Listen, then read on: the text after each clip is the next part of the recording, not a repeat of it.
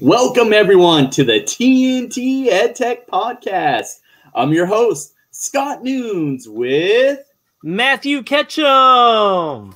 And tonight, who do we have with us, Matthew? We have the one and only AR, VR in education, Jaime Donally. Welcome. Woohoo! Glad to be here tonight.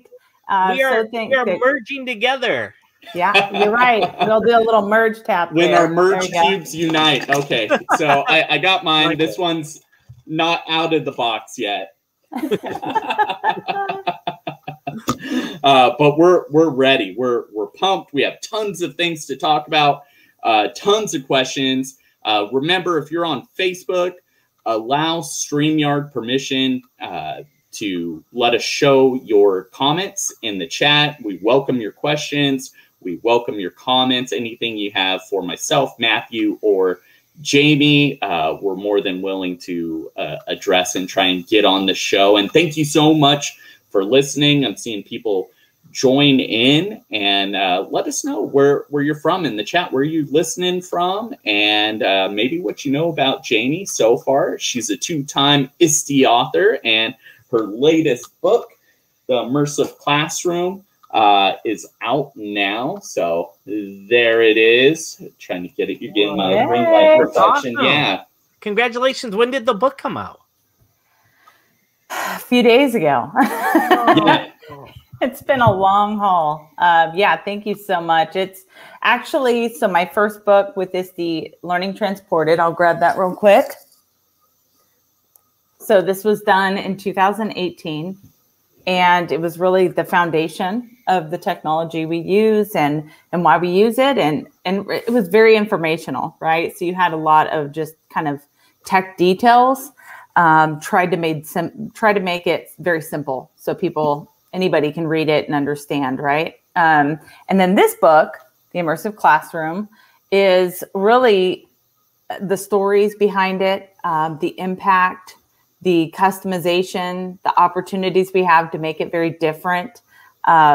It's really exciting because I just feel like they're just night and day books, but they're also very complementary because when you get started, you need to know. And then now that you've kind of gotten started, you're ready to rock and roll and do some really cool stuff. So, and I love that. Yeah, and your book is so up to date, and even has I was going through it. Even has even for cleaning and COVID. Yes, I saw that for you. Yeah, that is fantastic that you're including that, because that's we'll get in all the exciting parts of it, but there's also these things are shareable within the classroom. We have to be mindful of that too. But you have that in your book. Yeah. See, I even hold on. There we go. I bookmarked it. It's not super clear, but I was ready to talk about that. Yeah, that is perfect. I just saw that today. Matthew's been asking me, hey, does Jaime have any protocols on keeping all this AR, VR equipment clean? It's like, oh, we'll have to ask her. I'm not sure. And I was like browsing the book because I'm only, I think 3 chapters in. I hadn't come across that yet. So it was neat to see that right there. And I love how it's very topic specific. But before we get too far into the book, I want to back up a little bit and have you kind of share with us, who you are, where can people find you on social media. And hey, we got Rochelle in the house, and I know we got Tyler. Shout out Tyler, Rochelle, and have you guys here. There may or may not be a picture of Rochelle later on, so stay tuned, Rochelle. Thanks for being here. It may or may not be a cat. So I will, just to share a little bit about myself. I was a math teacher and then went into instructional technology in my district and worked at a couple different districts in that capacity. And just really fell in love with immersive technology long time ago. Started off with AR and then went into VR not too long after that, and really just never lost my interest. I feel like I'll start something and I get excited, I love it, and then I move on. It's just kind of that transition.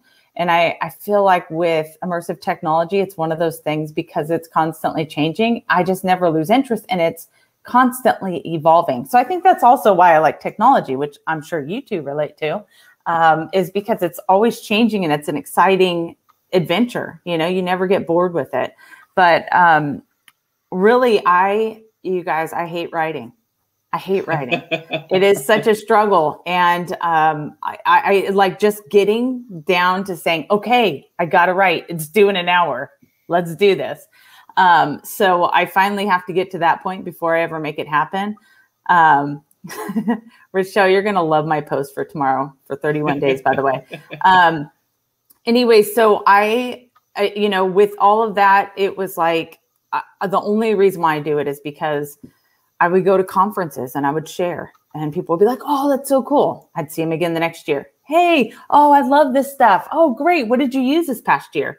Oh, I didn't even know where to start. You know, I had no idea. And it was like, okay, well, there's sessions that I do in conferences. You know, I'm putting live videos and, you know, creating videos and putting it out on YouTube.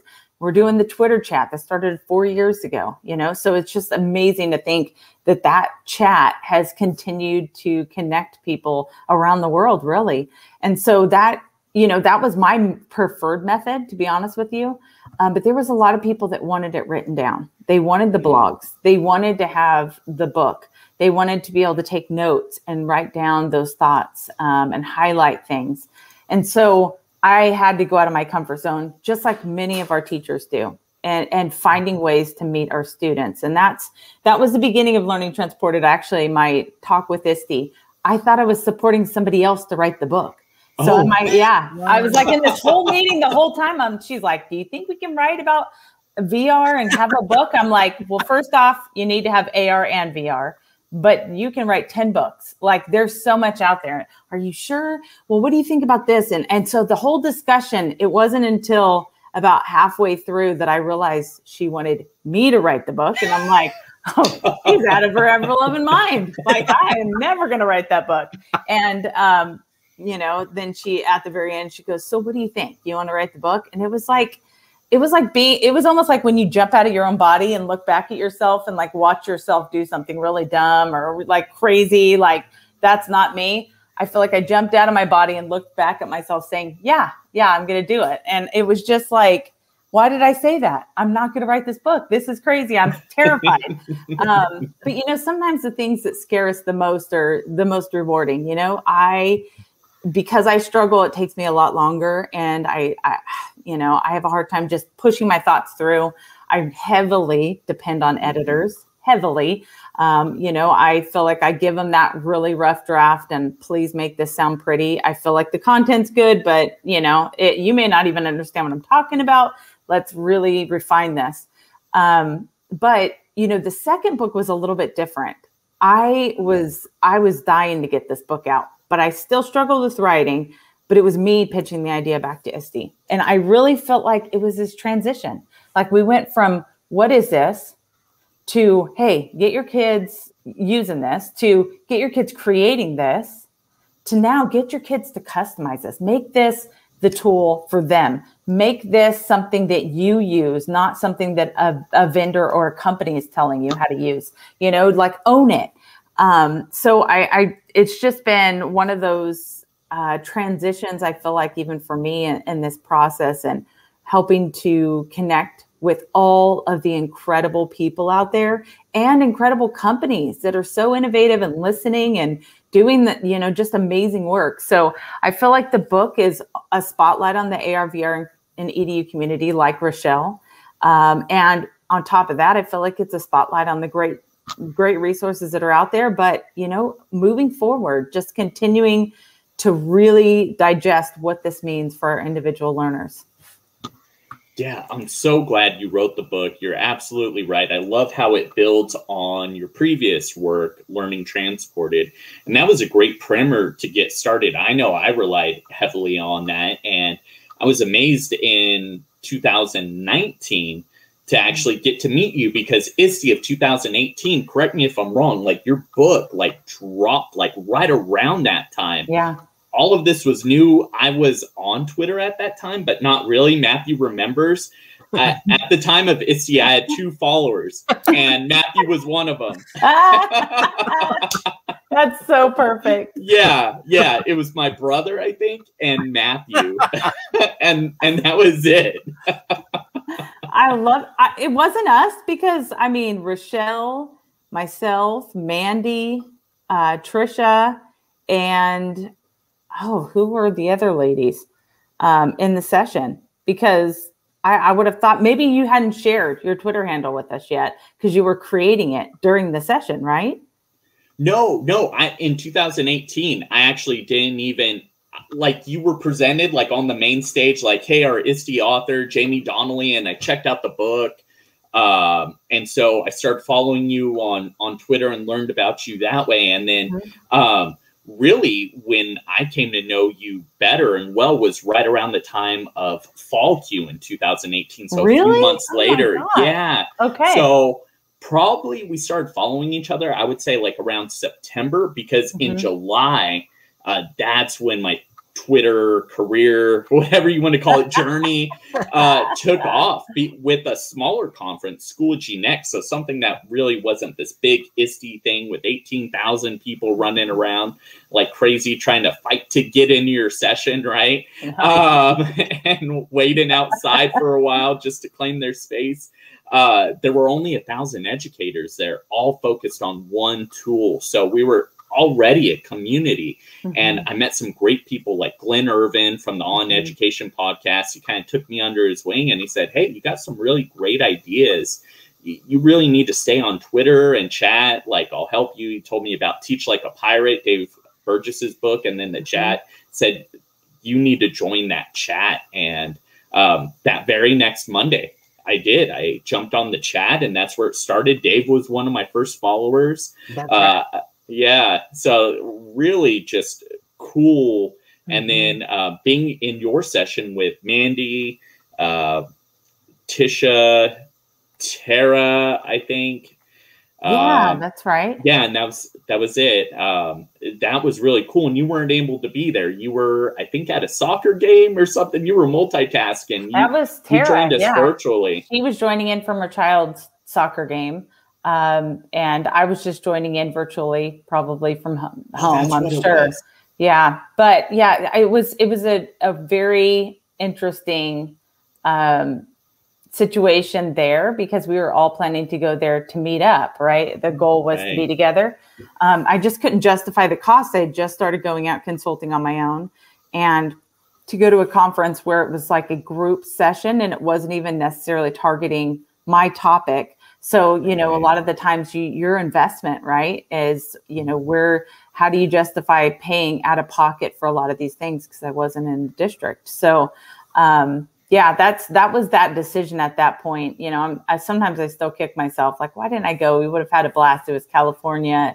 That was where I was at. They were in Napa, and I went to school in Vacaville. So, I mean, that was my stomping grounds. I went to school in Fairfield, actually, lived in Vacaville, but, yeah, so that was it. I had family out there, but it was just like at the end of the day, it was like, I just can't do it right now. There's too much going on and hard to justify. But yeah, I will say at that ISTE session, by the way, I remember your enthusiasm. I remember your excitement for this. And it's like this contagious. I was just talking to Mary Alice Curran the other day. Oh, hold on. I have a photo ready of Rochelle and Mary Alice. Here we go. So it's a little blurry. I love it. Let me blow this up. Yeah. So great pick. They're all smiles, right? Of course, I'm giddy, super happy to be in their presence. They're amazing. Also authors, right? So DigSit for Mary Alice, and then Rochelle has so many everything. The woman is like a queen of EdTech. I know. Let me see if it'll let me move over. Yeah, well, so there we go. So in other words, that's one. I contributed a little bit. I was super happy, and then happy to get a signed copy. So I already had a version of the book, but then Rochelle was nice enough to sign it, which was just awesome. And I wanted to go back to your session. So my buddy, shout out to Rick Bray, one of the Schoology ambassadors. He got me in your session. I told you off camera, but I'll share with the audience. So your session was jam-packed. It was one of those where you needed a special ticket, or it was like $75 extra to go to that session because it was a very interactive, hands-on session. And I had just gone done with a Matt Miller session. This was in between as we were walking to your session. And then, you know, I got in. He got me in somehow. I think he asked you, if I'm not mistaken, and you said yes.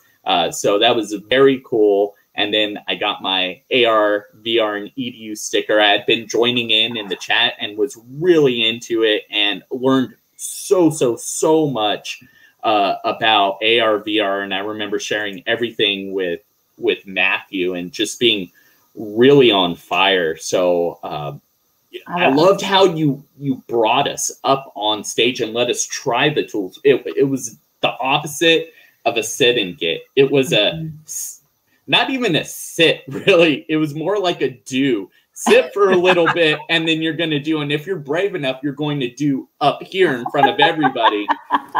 So it was neat to be able to do that. No, that's awesome. The one who's doing is the one doing the learning. Yeah, I know. That's great. Well, and Rochelle and I have done probably more sessions together than we have apart. But I will tell you that, I mean, sometimes we get up there and it's like, we're just hanging out. Like, we're just like laughing and joking and just having a blast. You almost forget that other people are in there. But what's so great? Oh, Kathleen. Yeah, shout out Kathy Krasnowski. Oh, that's so awesome. So I will say, having, you know, just, I learn like that. Me sitting and watching, I just, I don't ever walk away with anything that way. So as much as I can get, one, it's like being a teacher, right? If I had to go and teach something 7 times that day and it wasn't something fun for me, I'm out. Like I'm done, you know? But when you get to teach it 7 times and you get to see the kids have fun and you're having fun and you're doing it in a crazy way that nobody else has tried before. And hey, if we make a mistake, no worries. Like, we're on this journey together.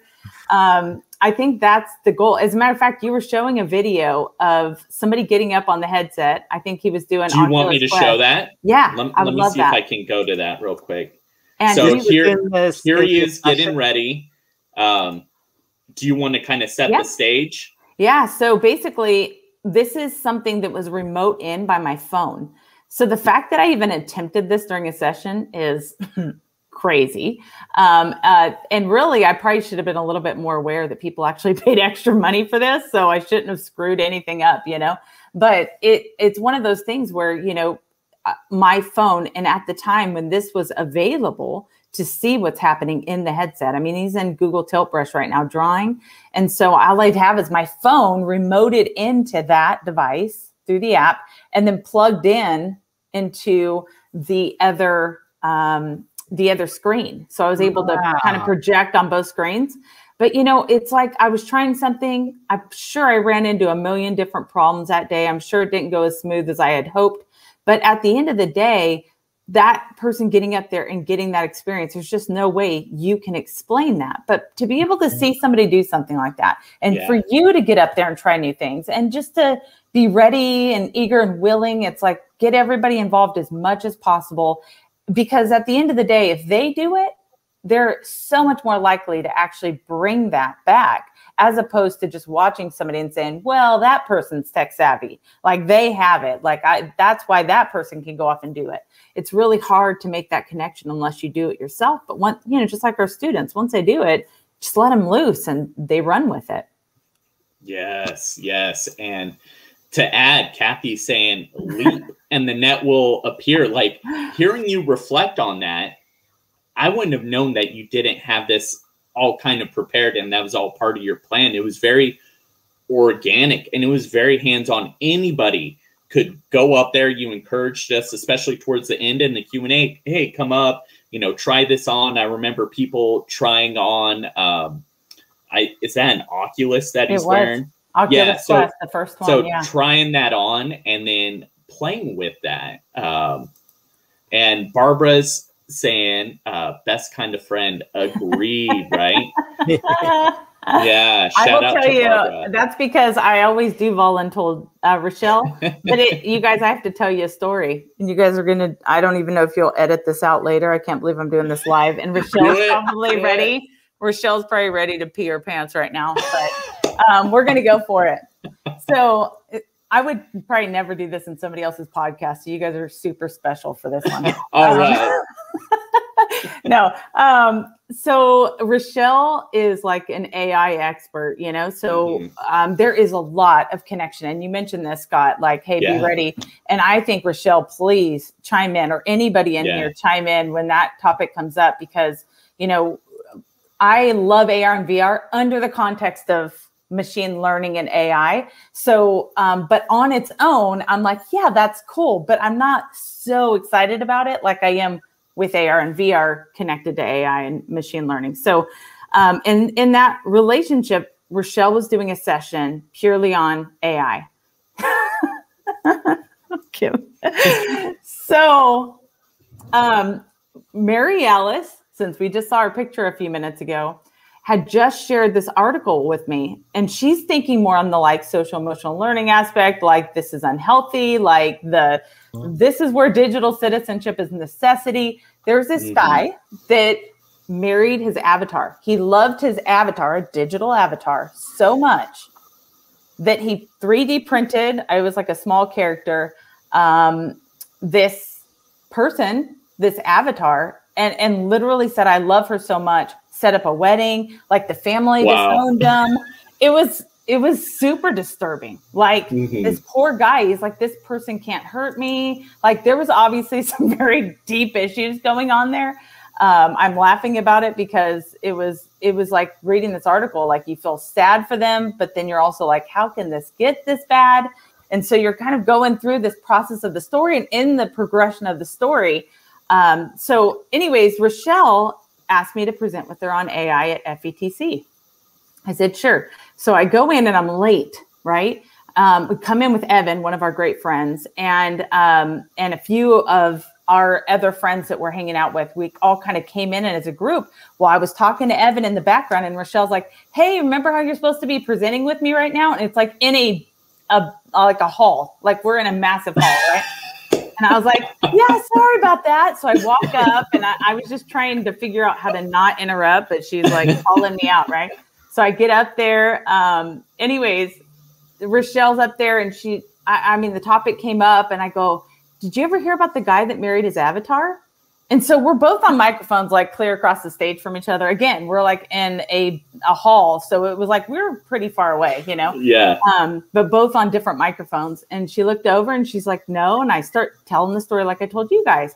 And in the progression of the story that I read, it was like, the oddness of it was like the intimacy. Like, how can you be married to somebody that's an avatar, that intimacy? Well, I'm like sharing that in the session, her session, okay? I'm not even listed on her session. I'm just there. But I was like, and you know, like how the intimacy, like that's the biggest question. I look over and I'm like telling you guys, I'm like, just like I'm telling you right now, I look over at Rochelle, and Rochelle's looking at me like face white, like you wouldn't even believe it. And she goes, well, that was interesting. And like, and we moved on and said nothing about it, right? I mean, nothing. So then that night, we're back in the hotel room because we always room together. And we're back at the hotel room, had not talked about it, nothing. Like the day was just that busy. And she's getting ready, like, you know, taking off makeup and stuff. And she was like, Jamie, the man married his avatar. And like, she just like, all of a sudden it hit her, and then we just lost it. Like we laughed so hard, like you couldn't even hear the laugh anymore. And we were just dying in the hotel room. And so like nonstop, we just talk about the avatar, the guy marrying his avatar all the time. But those are the instances I think that we always have. These are the fun times. But as a presenter, I hate going to sessions where everything's perfect and they got every slide and everything's lined up. I feel like there's the realness, or like you said, yes, the authentic experience. Like what happens when things go wrong? We'll show you, because things go wrong in our session all the time. Like the guy marrying his avatar. So, you know, things go wrong, but then you just kind of move on. But that's how it is in a classroom. I think we seriously, I know, I miss Rochelle too. We've got to get together. But that is honestly, like, that's how most of our sessions go. And I think that's what how about you guys? Don't you miss going to conferences, being in person? So much. Yeah. Sad. Just even the idea to travel again is like, that's a big deal now. Yeah, especially here in California, right? We're us in New York, and I don't know who else. The lockdown is real. I really feel for people in the Bay Area and SoCal, where it's even tighter, where like, hey, if you break a rule, like accidental or on purpose, like you're possibly demonized and, you know, called out. It can be really damaging, especially with today's technology. You know, talking about the dangers. I shared with my mom. Shout out to Mom if you're watching. Hi, Mom. She is a little skeptical and a little concerned about the security with AR, VR, and people getting lost. But the way you do it and the way it's used in education, especially within the immersive classroom, you're not running into those dangers. Can you talk about like the security and the safeguards that are kind of in place in those types of conversations you have with students, parents, admin, as you go on to immerse your classroom in technology? You know, it's funny because I love it. I love the technology, but I don't just love the technology itself. I love it in education. Yes. Like I've always been hooked on what that could mean in our classroom. But I'm also very practical. Like when you see that practical word in the book, and it's like, you know, here are the practical application of immersive technology. I am also very cautious, Scott. Like I don't want to bring my students into something that is a danger to them. I don't want to put a headset on a kid younger than 13 and have them have a seizure or potentially run into something. Like actually Mary Alice's son was, for Global Maker Day, we were in Florida and he was playing tennis. And while he went to go get a ball, like to hit the ball in VR, he ran into their metal table. It was like a makerspace area. And I mean, he hit it so hard, I thought, we're bringing him to the hospital. Like we're about to have to leave. And he was okay. I mean, he made it through that. But I remember thinking like, there's some serious danger. You got to really be prepared. But that's also a part of this. You're going to see in both books, like we've got to go into this with specific purpose. Just going into it to go into it, bad idea. Like, what are your goals? How are you going to accomplish those goals? Talk, communicate. You mentioned Glenn. I was on their podcast last night, and I feel like every time I go on these podcasts, they're always like, well, tell me the thing. And I'm always like, the thing is, it doesn't exist. It's so different for every person. You know, you got to get your curriculum on board. You got to get your technology on board. And if you don't, and you try to go at it yourself, you're going to run into all these stumbling blocks. And, you know, so it really has to be prepared to be the best experience and most effective with as little problems, you know, that you're going to run into. But then too, you know, so I was a volleyball coach. I've coached a couple different club volleyball teams. My daughter's playing volleyball right now. And it's funny because she won't listen to anything. She's like, this is her first year. I was coaching girls 12 and under in Chicago, and they were like jump serving by the end of our season. And my daughter can't serve, and she won't listen to anything I say. I can't get her to practice. I'm like, you know what? I'm just going to be a parent. I'm going to step back. So anyways, I was talking to some of the players, and I go, have you ever placed your serve? And they're like, what does that mean? I'm like, well, you know, there's numbers on the court, and your coach can let you know, and that you can place those serves. And the goal is that if you have a struggling server who kind of just is everywhere, like, let's try to get them to narrow in to maybe the middle back end of the you know, court. Or if they always overserve that ball, let's try to get them to get it middle and the front of the court, right? So what number? That's going to be number 3. So I would be calling, you know, I'd have my board and I'd be calling number 3 to that server because I knew their weaknesses, right? I knew where they might potentially serve. But if I give them a spot that's like this to serve into, even if they vary outside of that, they'll be okay. They're still going to be in the court and they're still going to hit their goal. But in my great servers, I mean, I was like all over the place, you know, I was targeting all of the weaknesses on the other side. But when it comes to technology in classrooms, it's like anything you use is great, but that's not the case. When we go in, if you're shooting for nothing, you'll get nothing and you'll hit a lot of balls out of bounds. So if you think about it, really being narrowly focused, even if you go off of that, you're still going to hit those goals. And I think that's what we sometimes struggle with. We have people that jump in head first with no plan. And then we have people that say, I'm never doing anything because it's all evil. And I think both cases are a problem. We have to have that balance between the two. Yeah, I wanted to jump in and just add in chapter 2 where you're talking about trace, right? You talk about that. What a powerful story. For some reason, I've always been fascinated with how people with special needs overcome. I have an aunt that's hearing impaired. She's completely deaf in one ear and extremely hard of hearing in the other ear. So, you know, to not sugarcoat it, she talks kind of funny. And, you know, people would say things sometimes, and I just grew up being kind of used to it. And then over the course of time, I've had some friends with some special needs. I had a buddy in a wheelchair, Kyle, may rest in peace. He passed away a number of years ago. So it's been something near and dear to my heart. So hearing that story about Trace really warmed my heart and kind of brought up this cool moment. I remember going to a concert and there was a guy playing the guitar with his feet.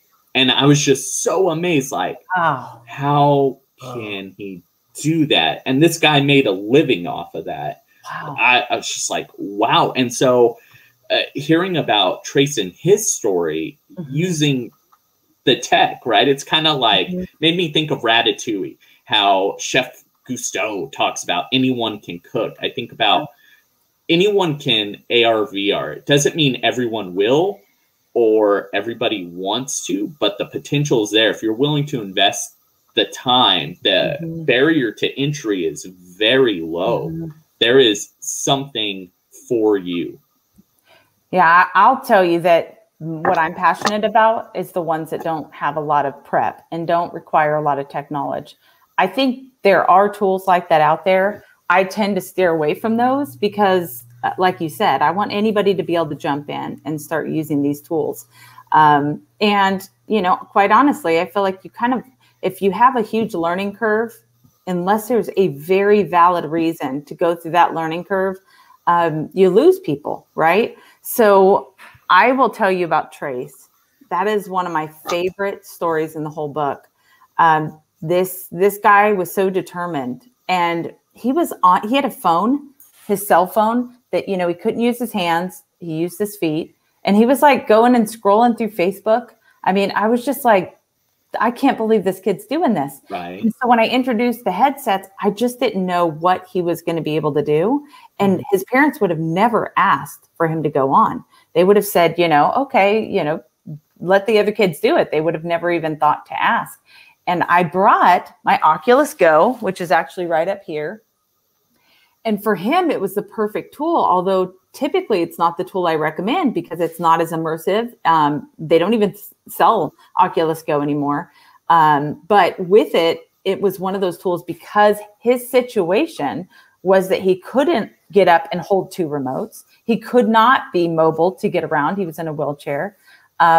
And the fact that, you know, he was able to use his feet with the single remote he had to work his feet together at times. But I don't know, did you guys ever scan the book in that spot?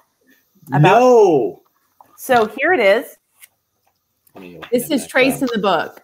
And every single image in the book has interaction. In this case, you use the iJack app. You scan that page. After you scan the QR code, you scan that image. And it shows you what Trace looks like when he was playing, in this case, tennis. So he actually was playing tennis and swinging his leg as he was hitting the tennis ball, playing tennis.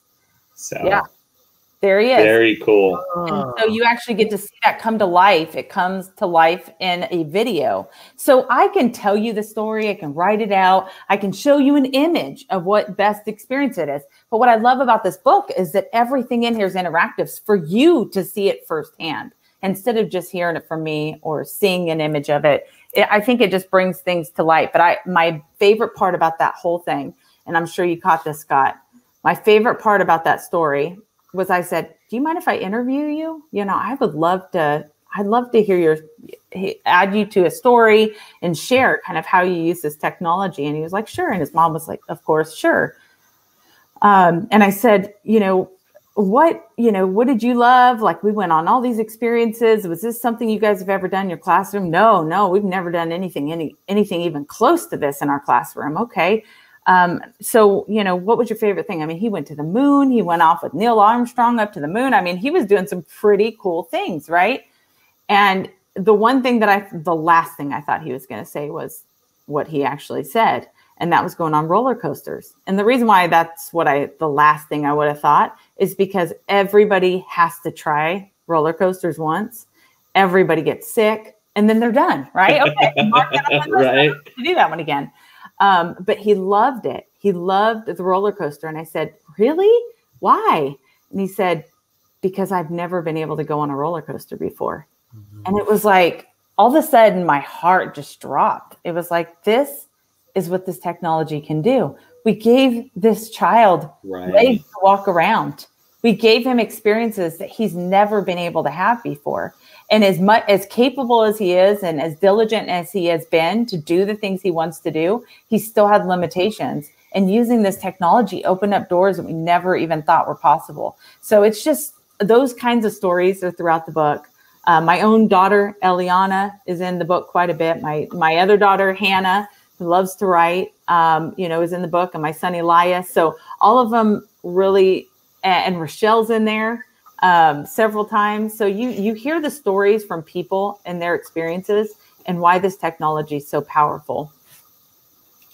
I think that's so important that you included those relationships, right? And the foreword was done by Mary Alice as well. Very impactful, heartfelt forward. And then she's in the book at least a couple more times, right? You showcase her mask. And then there's a section right at the very end, I want to say, on ditch sit, which is really important too. What do you think about all this, Matthew? I know you're sitting here absorbing all of this, but you're our tech director. I can't wait to get your book. For one, it sounds that's really great that you have those interactive, immersive experiences even in the book. So just the story that you told, that's really meaningful. And then I'm thinking, like, students, they can write their stories. They can create, Flipgrid AR now to have those come to life. And I think there's just so many places now, even for students, not to be consumers, but be creators in this space as well in education. And I think this is an area that, for whatever reason, it hasn't really hit in the consumer area too much. But I think it's going to find its right place, its niche in education itself. Yeah, surprisingly enough, VR has been more on the consumer side, right? Yes. So a lot of the resources we have in the headsets are going to be more gamer activities that you're going to see people, the interest of, the purchases that have been made. But on the AR side, I think that's been really done in our traditional devices, our tablets, our phones, and that has made it extremely accessible in many ways. Like you showed your Merge Cube, right? Yeah. And so there's a lot that can be done, and we obviously see that more geared towards education. Although Merge started off being a consumer product, but at the end of the day, and many of these actually have. When I first started talking to CoSpaces, they were a consumer product. Wow. So I always pitch education and they're always like, are you sure? I'm like, yes, I'm sure. I'm like, you guys are crazy if this isn't in education. So, you see these tools kind of transition. They find, like you said, they find their niche. But I also think Apple has been setting the stage for their glasses. And when those glasses come out, this is mass. This is mass usage right there. We're seeing other glasses that will be coming out at the same time. We actually see Apple that will be releasing their first virtual reality headset. So those things that have been set in place, they set them in place years ago, which is what they have done. They've established the applications. They've established the platform. They've established when they release something, they're like, it goes back a few devices instead of, just this device in future, right? So oftentimes they've kind of thought through this process of when they're going to release it and what's available. And that really has been setting the stage for these glasses. So while I agree with you, Matthew, that a lot of these tools have been used in education quite well, I also see, that there is a stage for our students to have this as their technology and their careers, how they're going to be training in the future. I have a friend, he was a professor at University of Alaska, and Dr. Webb, and I mentioned him in the first book and had a chance to do an interview with him out in Florida when we were there at a conference together. And Dr. Webb, I just spoke to him a few weeks ago. I mean, his business is going so crazy. He's like, can you get me connected with people that teach coding in schools in high school level? I am desperate. We are getting people overseas that have we don't care. We don't care if you have any formal education. Oh my gosh, I love it. Right. No formal education, because at the end of the day, we're so desperate. We have so much work. We're denying people jobs. He goes out and creates the virtual reality experiences for companies on all of their training. So his example was bears in Alaska. That is a big deal. And so anybody that had any type of industry that was outdoors, they had to have that bear training. And what kind of training was it? Well, somebody comes out from, California, flies out to Alaska, pays a fortune for them. They come out and they bring everybody out in a tour out in the woods. They show them how to use bear spray, although they never use it, but this is how you would use it should that ever become a problem. And then they walk you back inside and bam, you're trained. If you ever see a bear, you're safe, which we all know is not true. So he was then given the chance, this was one of his first projects, to create this bear attack scenario. Wow. And he said, it never fails. Anybody you put in there for the first time, they always die. They're always dead. So he goes, I've seen people freeze and they just can't move. I've seen people just go down and just cover up their, I can't even I'm closing my eyes. I can't even do it. He said, I have seen people literally run off and the headset goes off their heads because it's attached to a computer, So he goes, wow. Your body still reacts. Even if you know that this isn't real, you still tend to still have those same responses. But, and then they go through this process of how do I actually work this? Oh, I sprayed that too early. Now he's just really mad and I'm in trouble, right? Or, oh, I sprayed it too late. It's not effective anymore. So then they have to go through this, but they're getting through that fear and the real kind of attack. And it is using AI. So it's actually modified and adjusted based upon their reactions. It is just phenomenal. But what an experience. You talk about in industries where they're having to use heavy equipment, where it's serious danger, not just danger for their physical bodies, but also for products.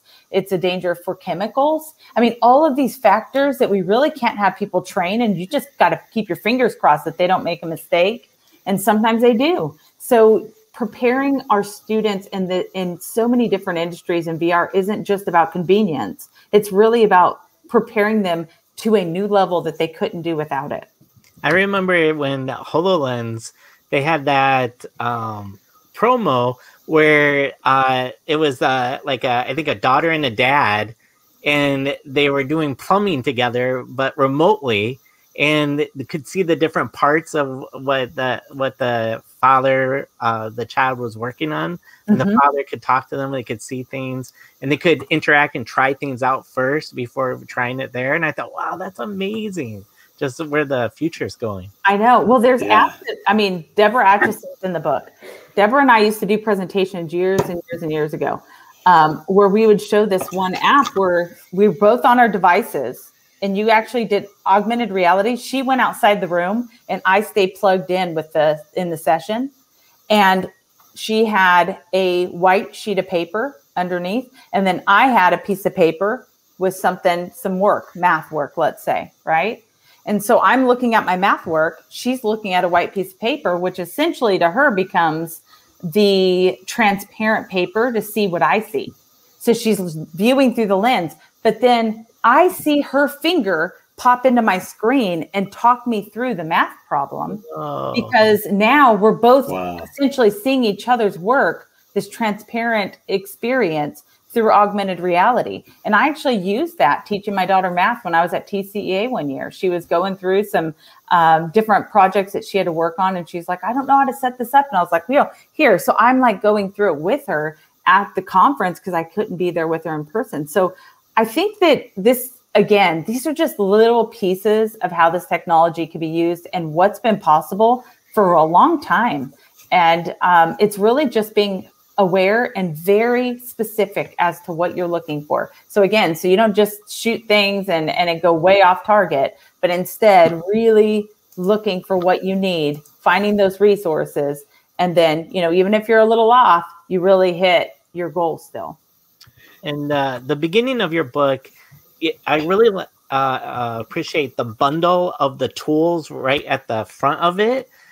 Just as, to even those making decisions within their district for evaluating, seeing what those apps are.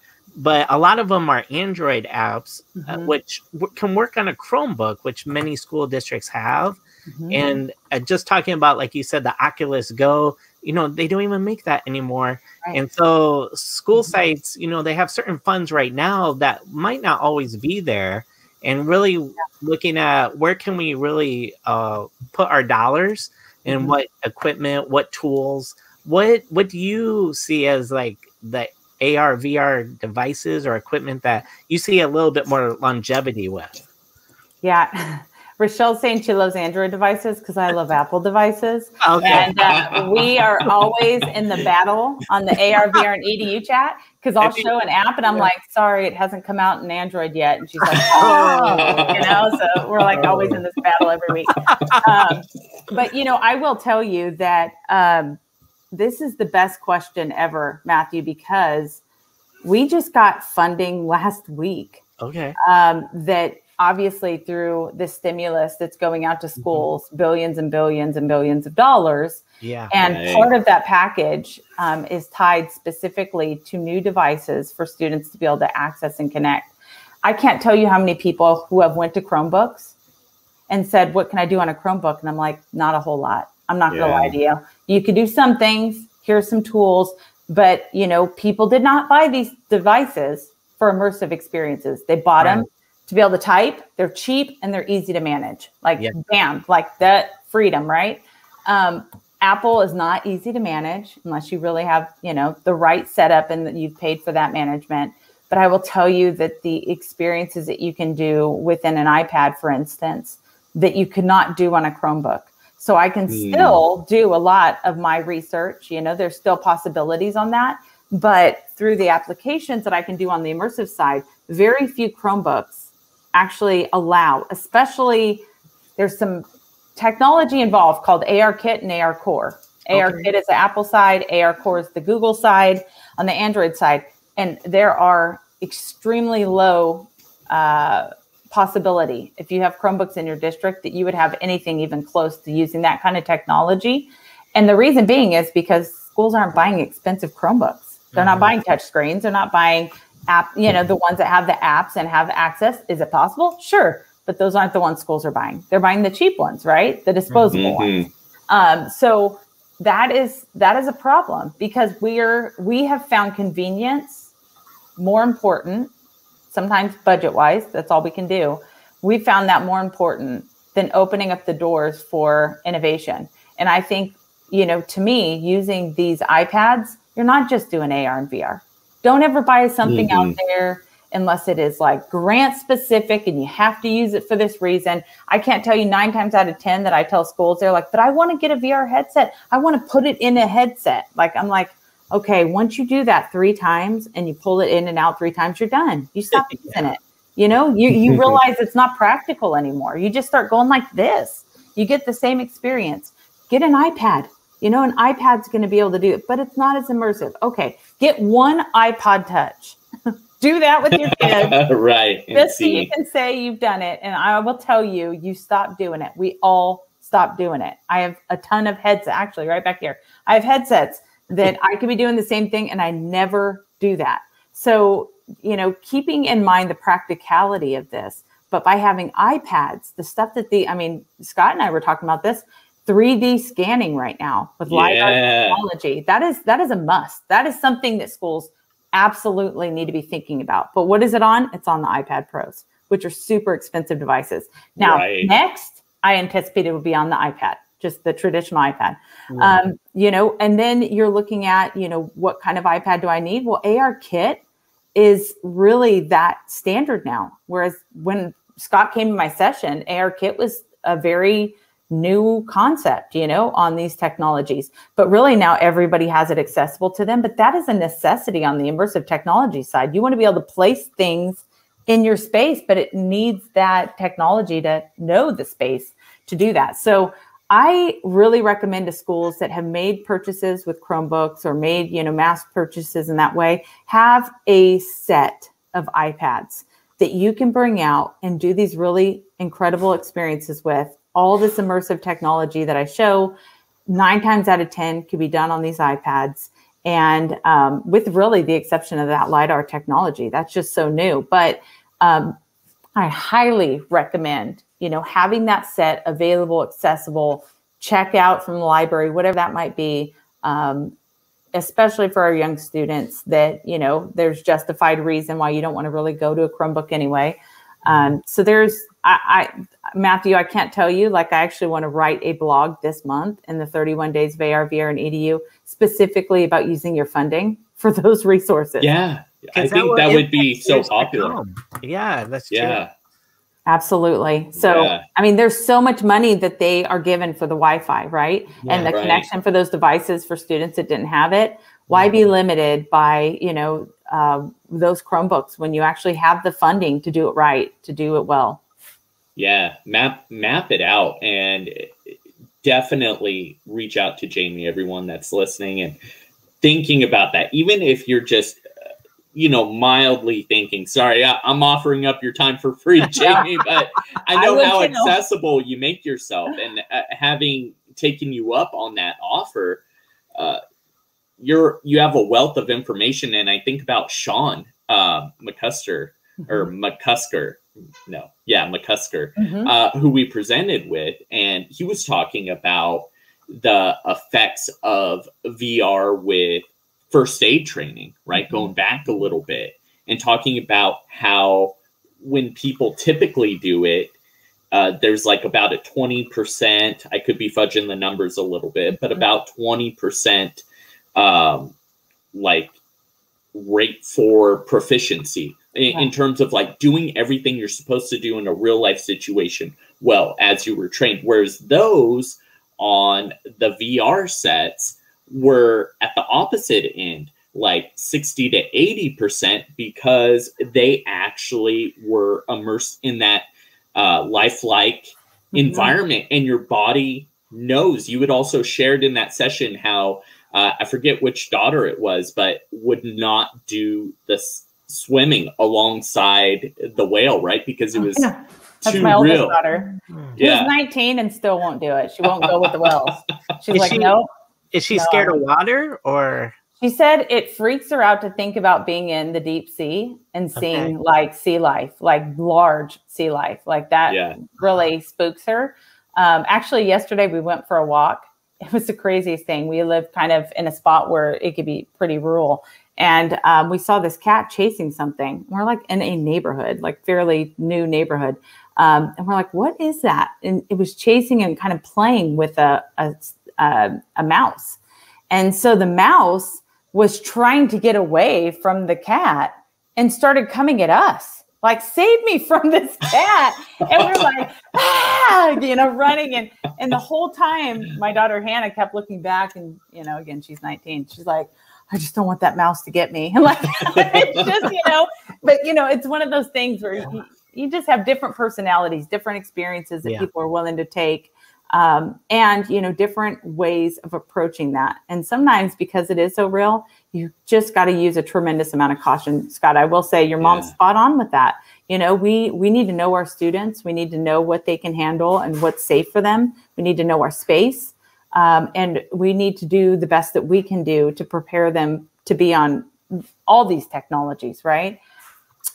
So I hope that in my enthusiasm, I don't steer people to the side. I mean, I just wrote a blog just a few days ago about, basically innovation meets safety. Like how many? Right. That was a great one. I was like, everybody go sign your kids up. Everybody go check this out. And it's really been a learning curve for me because, I should be recommending those single sign-ons. I should be saying, put that responsibility, your student data back on that, SSO. Hey, Denise. So it's, it's one of those things where you're like, this is something that should not be a teacher recommending putting our kids in these situations. I mean, Zoom is a great example of remote learning. What happened? Right. We got hacked. We got hacked bad because what do? We just send our kids in and we don't really think through the safety of it. Yeah, I have to compliment Matthew on that. He's always thinking through that lens. So when we were in different roles, when I was in the teacher role and he's in the tech coach role, he would always say, Scott, did you think about this? Have you checked the permissions? Or, has this been approved yet? I'm like, no, what do I need to look for? So he's been really patient and brought me into that. And now that I have his job and he's moved up, we still have those conversations. Yeah. But now I really understand it. Like, no, you can't do that. And we hate to kind of be like the bearer of bad news sometimes, but it's for our safety, especially if there's another way to do it. So always, looking at it very creatively and constructively, like, if it's this tool versus this tool and this one has safety, well, let's go with this one, even if it's, a little less, if they're close, or, is there a way to use this tool, or which way? Maybe it's like really monitoring, or maybe it's 13 and above with student data privacy, or maybe we just have to say no altogether, like some of the states are doing.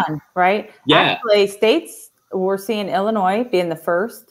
We're seeing these states, California generally is one of the first to do this as well. But the privacy expectations, having a data privacy officer, I mean, that's going to be a legal requirement for schools in the state of Illinois, the first to do this. So what does that mean? I mean, we have really gotten away with I send people out to, these companies to go and sign their kids up, and they're overseas. I have no idea what their data standards are. Yeah. I have no idea what they're doing with that. And I've really had to rethink how to go about doing that. And sometimes it's not that you say no altogether, because you don't want to hinder learning, but you also don't want to bring them. I'm just as responsible. If I'm asking my students to go somewhere and be innovative, I'm equally responsible. I heard this in a quote that I just loved, and it really hit home for me. I'm equally responsible to keep them just as safe. So if I am requiring that of them to be innovative and to pursue this, then I am just as responsible to keep them safe in that space. So it's again, those topics that I think are coming up for the first time that we either we're the jump in first, right? Yes. Be the party I'm a jumper. But reflecting back and having to take a couple steps back, realizing like there is a good process for a reason. And let's figure this out together. Let's not say no. Let's do this together and figure out a way of still solving this problem so your kids are still safe. Yeah, I think that's really important. What's that saying you have, Matthew, that you got from your boss when we're evaluating tools, like in our tech committee? Yeah. So we're gonna tune in, tune up, or tune out. Yeah, that sounds good to me. I mean, we're certainly facing that time right now. I'm looking at the time here. I just want to keep going. I can talk to you for an elongated period of time, Jamie. We have. And we have already, right? I want everyone to go check out your blog series and the 31 tools for AR, VR. Where can they find that at? Yeah, I will tell you the website, my website that I've been building, for the last few years. I have just so many free resources for you to go check out. If you can't get the book and that's not something for you right now, there are so many blogs out there on, just hundreds of tools that you can bring back into your classroom. There is some filters that you can do. You can type in specifically some resources. So if you're looking for something specifically, I highly recommend checking out the blog at ARVRINEDU.com. So ARVRINEDU.com. And, people can subscribe. Right now, I have an event every March because I am a little bit crazy. Every March, I do a blog a day, and it's not real long, but it is step-by-step how to use the tool, a video showing how to do it. You get a little insight as to the application of it, and then you get an image with that as well. And then, of course, all the links that you would need for the apps and to know exactly what you need to do to follow up with that. And this year, this particular month, I've focused in on what's been in the Immersive Classroom, because what is really cool about this book is in the back. This is one of the things that I really pushed with ISTE is having an appendix of resources that I've categorized. And this is why this is important for me. Sometimes when you're looking through a book, you feel a little overwhelmed, but I love that the appendix, has the QR code. I put in the website. It includes whether it's AR, VR, or both. It tells you if it's a creation tool. Matthew was mentioning that earlier. Tells you if it's a mobile app or a VR headset app and what is required. Do I need to have a VR headset? Tells the grade level and subject. So this has over 100 different resources. I think there's 16 pages of that. I mean, it's insane. Wow, over 100. Yeah. That is so organized. Yeah. It really has been a compilation of all of these tools throughout this time that I've used that are still available right now, because some go out. Sometimes the companies just don't sustain their app or whatever it might be. But those tools, I think, are really helpful for people to really hone in and target what they're looking for. But those, while you might see it here with that index on the blog, you could type in those tools and bam, you have, just a wealth of information. Plus, you get notified every day during 31 days, and you get notified of upcoming webinars, free webinars, access to resources. So, in the community, everybody in here, I'm looking at, Rochelle. I was looking at Kathleen. I was looking at, let's see. You got Denise. Yes, Denise. I mean, all these people that have been part of the ARVR and EDU chat every week, and they are available. So I'm not the expert in science, but talk to Denise and she knows what she's talking about. Yeah. So the community as a whole is so rich and so helpful. And I just love that. So going on to Twitter, doing the hashtag ARVR and EDU, ask questions, connect with those people. It's just, they're incredible. Yeah. And quick shout out to ourselves. You talked about March Madness, right? So Matthew and I have gotten into a bit of March Madness ourselves, and we have this thing going on, the EdTech March Madness extravaganza. And so some apps are battling it out. Check it out. It's on Twitter. If you follow me at Mr. Noons Teach, I would love to hear from you. We have some great apps today. So we have Merge versus CoSpaces. Super tough one, right? And they're different. They do different things. So which are you going to pick? I knew that was going to be tough. I have Quizlet and quizzes. I think next March, it would be cool if you did something like this. Let's do it together. Yeah, let's do it together. I would love that. Let's do it. And I want to make sure. And just to add, I want to make sure everybody is following you on Twitter at Jaime Donally, so you can see it right here. Let's do it. Definitely let us know in the comments too. Oh wow, we're getting some folks jumping in here. Tisha. Yes. Yay, yeah, Kathy. So glad to have you. Kathy's amazing. Hey, I just got to give a shout out to her too, because I've been following her work the past few months. Because I've known Kathy for, I guess we met for the first time at Merge. we were actually at an event at Merge in San Antonio. I think it was either the ISTE one or TCEA. I can't remember which one it was, but she obviously I remember the first thing she did was the shirt. I recall the shirt that she did with the Merge cube that came to life.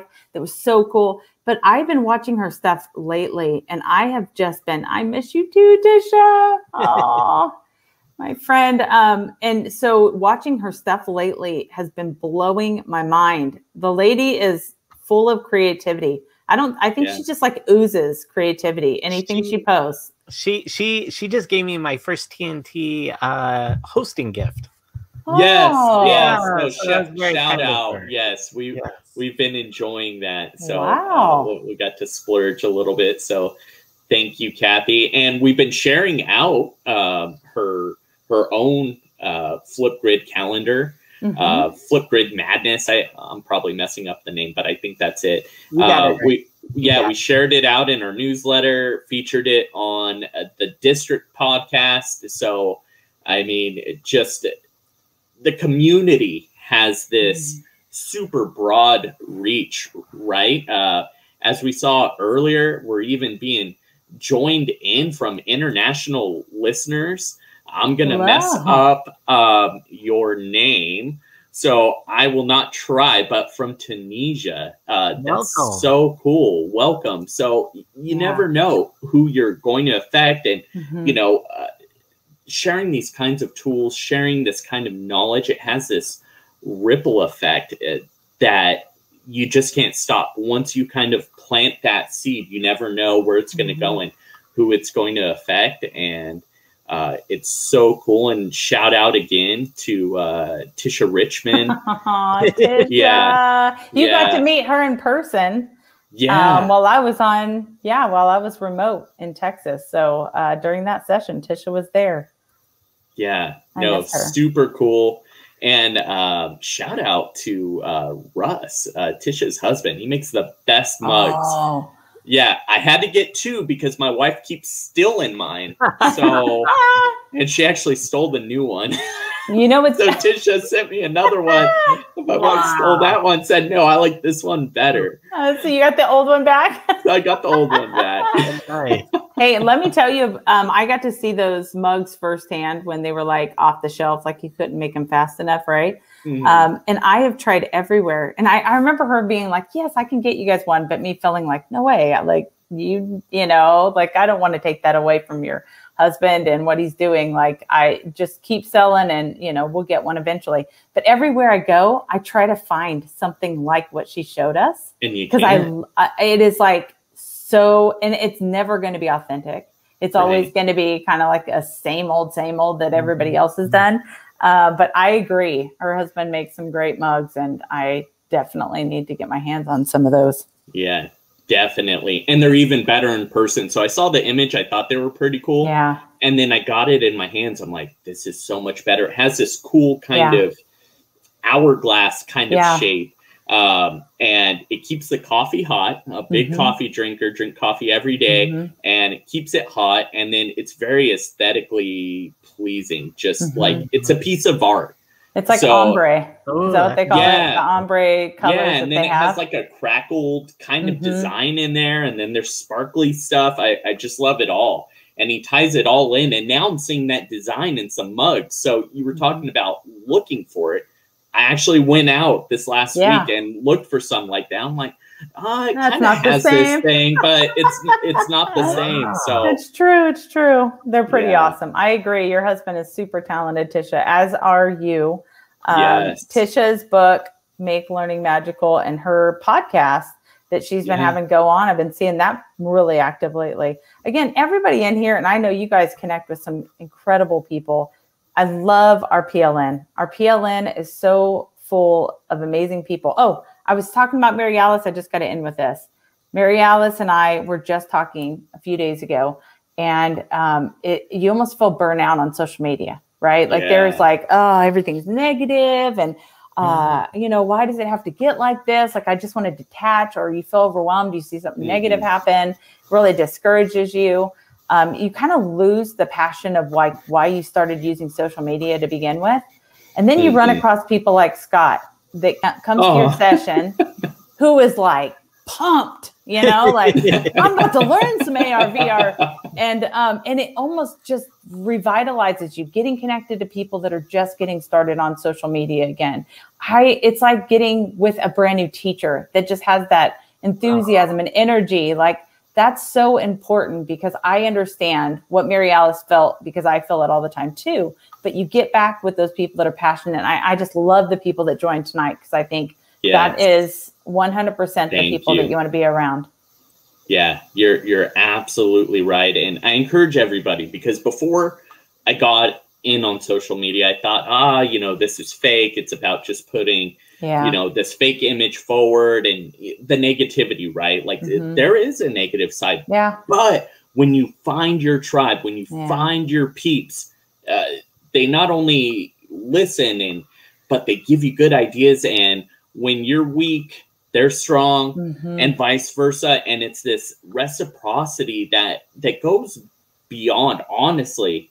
People like it, you included, Jamie, are like my best friends. Like I talk to you all, to Matthew, who's like my close, like best bud, right?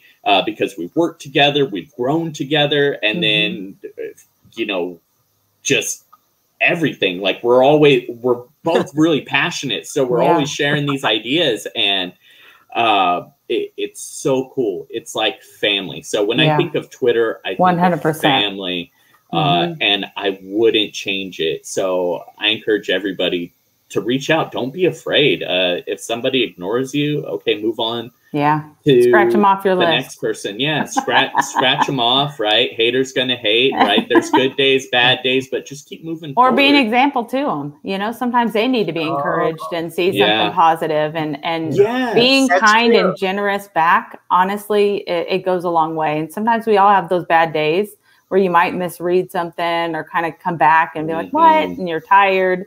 I know I'm tired right now. Doing a blog a day is insane. But I will tell you that when people are kind and they come back and they show grace, it just goes a long way. It changes your perspective, makes you realize, so I agree. We all play a role in helping to change that narrative on social media too, because there's a lot of great people out there. Yeah, no, you're absolutely right. And as we close, I want to thank you again, Jamie. Don't forget, everyone, check out her latest book, The Immersive Classroom. There is so much in here. Yes, there's a lot on the blog, and a lot that's on the blog is in here, but there's still stuff it's jam-packed in here. And like Matthew said, this is really like a guide, a primer, especially if you're somebody that's in charge of influencing or making decisions. This is kind of like a roadmap or a plan. Like, see, it's in here. And you do have research tied to some of these things that they could look up to support the buys on there. And if they needed to reach out to you or really wanted 100%. To just kind of have you come in, they could by reaching out and going over to your website. So I encourage everyone to do that. And thank you so much. Make sure you share this episode out with a friend in your PLN, please, please, please. And if you like it, leave us a positive review on Apple Podcasts. I'm Scott Nunes. You can follow me on Twitter at Mr. Nunes Teach. And where can they follow you in the podcast, Matthew? They can follow the podcast at TNTEdTech.com or on Twitter at TNT EdTech. And I am on Twitter one of these days. I'll get there. I am at Matt EdTech Coach. And we should do a Merge Cube fist bump to close out. Oh, good idea. There we go. All right, get the Merge Cube. Got to get the merge on there. Okay, ready? There we go. Damn. That's awesome. Well, thank you, Jamie. Thanks, everyone, for tuning in. Thank you all. Thank you. Amazing. Thank you, Jamie.